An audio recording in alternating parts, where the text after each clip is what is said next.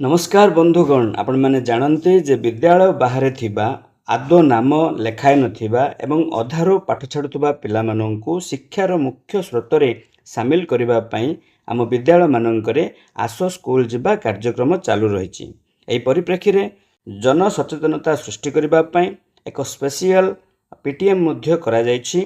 एही वीडियो रे आमे जानिबा जे आगकु होबाकु थिबा पदयात्रा कौन यह स्कूल रे किभଳି भाबरे कार्यकारी करा जिवो। तेबे बंधुगण आपण माननकु पुणी थरे टीचर्स कॉर्नर रे स्वागत। वीडियो को आरंभ रु शेष पर्यंत देखंतु। आ जदि भलो लागे ताहाले गोटे लाइक करंतु एवं अन्य सांगसाथी माननक सहित शेयर मध्य कर दियंतु।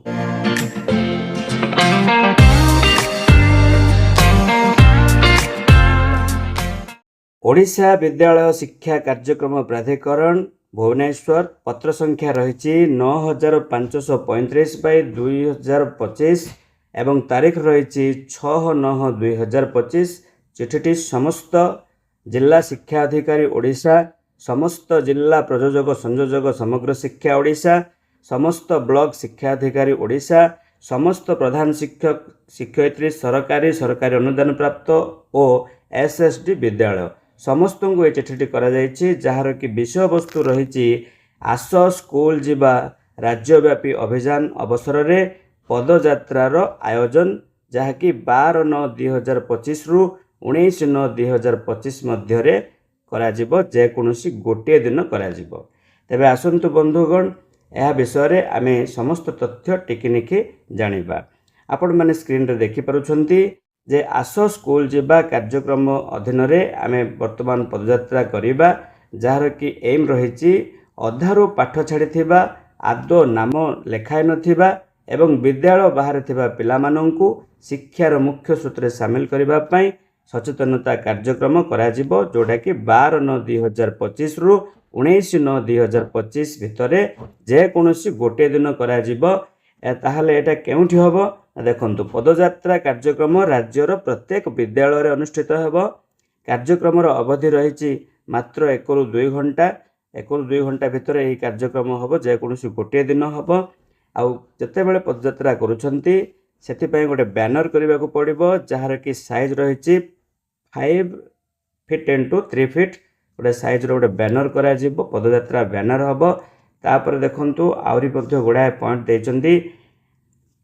एथिरे पुरातन छात्र छात्री गोष्ठी, अभिभावक, शिक्षक शिक्षयित्री, विद्यालय परिचालना कमिटी, विद्यालय परिचालना उन्नयन कमिटी सदस्य ए समस्त को लेकिन यही पदयात्रा आयोजन करा जिवो। तापर रही गृह सर्वेक्षण माध्यम रे चिन्हट होइतिबा पिला माने जो सीटीएस माने करथिले सेही पिला माननकु जेमिति बयस अनुसार उपयुक्त श्रेणी रे नाम लेखाई शिक्षार मुख्य स्रोत रे शामिल हेबे ताहा निश्चित करिबा। यही कार्यक्रम माध्यम रे शिक्षा उपरे सचेतनता सृष्टि करिबा, पिला माननकु विद्यालय को पठाइबा पई अभिभावक माननकु उत्साहित करिबा एवं गोष्ठी सहयोग को संपृक्ति करिबा एकांत आवश्यक। एही पदयात्रा निकटस्थ गृह पड़ा ग्राम विद्यालय इत्यादि रे आयोजन हबो। पदयात्रा समय रे राज्य स्तर रो प्रेरण होइतिबा स्लोगान गुड़िक प्लाकार्ड माध्यम रे व्यवहार करिवे। एठी प्लाकार्ड मते धरिकी पिला माने बुलिबे। आउ ये जो प्लाकार्ड गुड़िक जो स्लोगान गुड़िक आपण मैंने जानी ना ताहले मु एही वीडियो डिस्क्रिप्शन रे लिंक दे देछि। आउ से प्लाकार्ड संबंधित वीडियोटी मध्ये आपण देखि परिबे एवं गुड़ाए स्लोगान मध्ये आपण माने जानि परिबे। एतद व्यतीत स्लोगान गुड़िक निजस्व मातृभाषा रे मध्ये आवश्यकता अनुसार प्रस्तुत करि परिबे।